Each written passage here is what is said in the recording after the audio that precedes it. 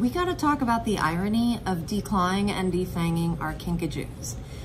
And I'm against it. Don't even go there. You know where I stand on it.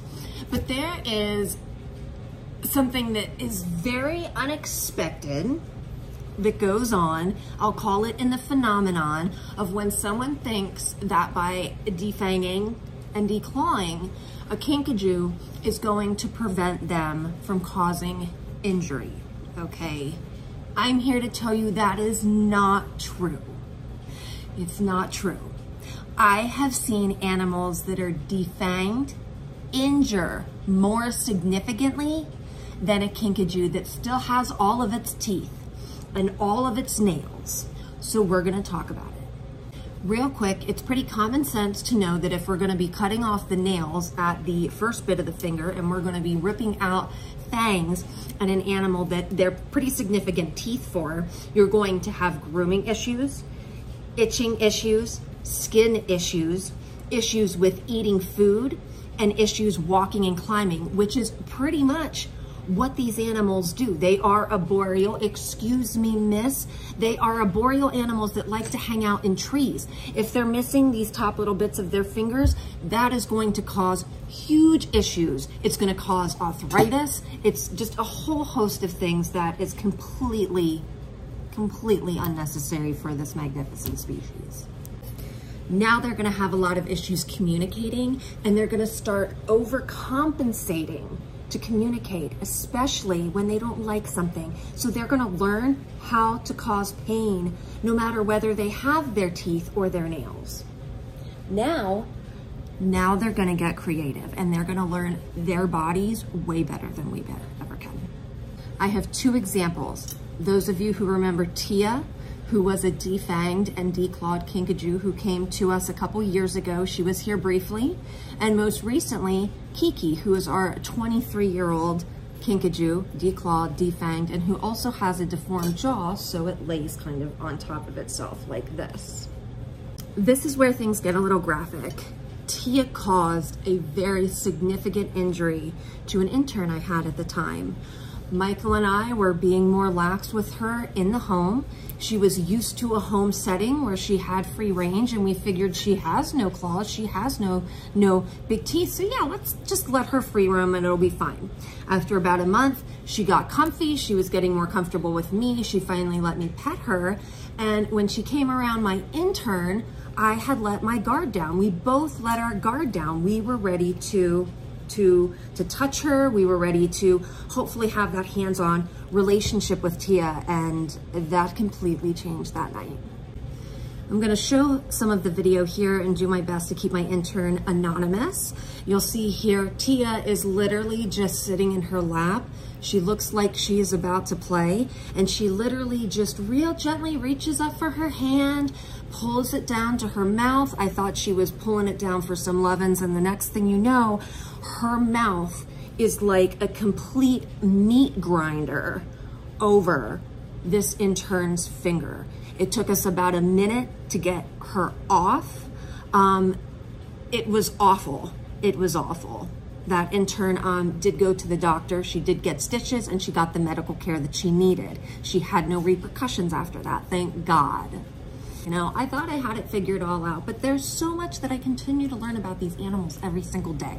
And what I learned that night is that a Kinkajou without their fangs, when they bite, instead of their jaw staying in place when they thrash their head, you know, staying in place with those fangs, they don't have that. So basically they're thrashing, and as they're thrashing, their mouth becomes a tiny little meat grinder over whatever they're thrashing about. So unfortunately, my intern witnessed that, but that was the night I learned how damaging these animals can be. And the irony that here are people that are I can't say the word, mutilating these animals,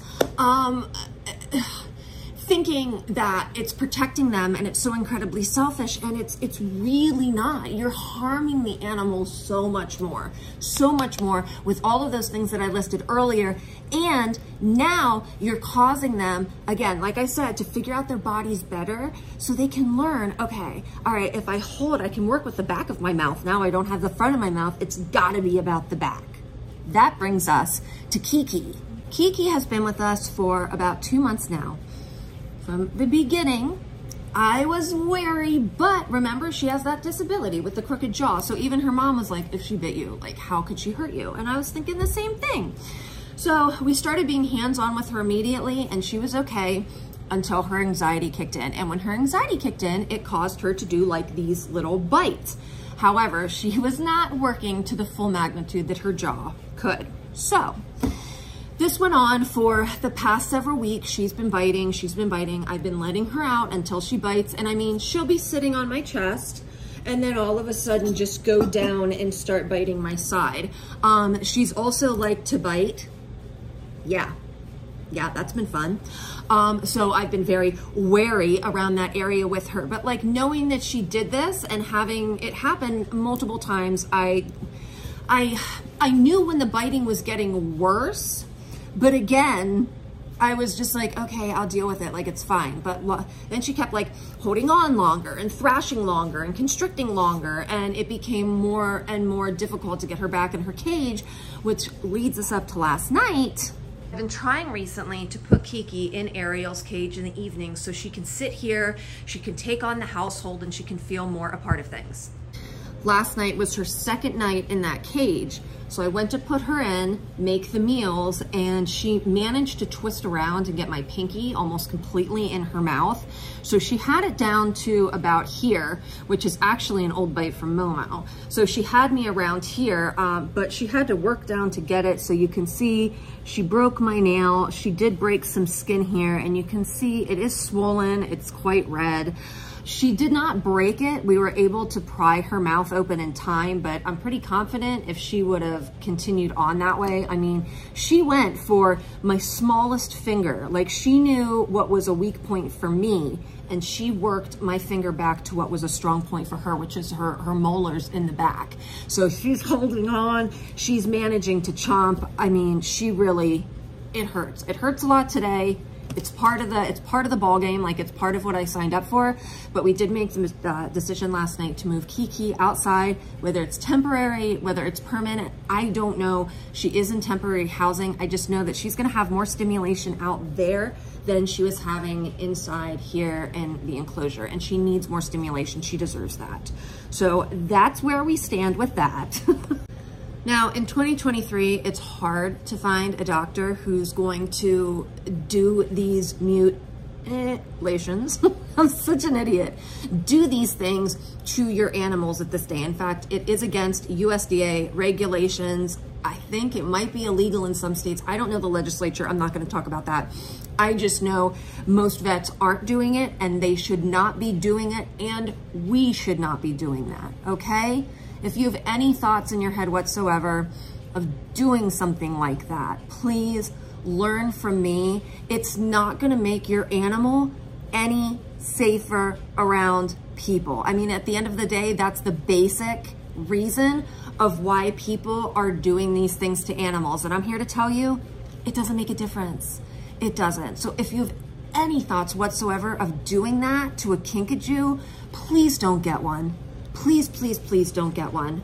Kinkajous aren't for most people, and they are definitely not for people that want to change parts of their body for selfish gain.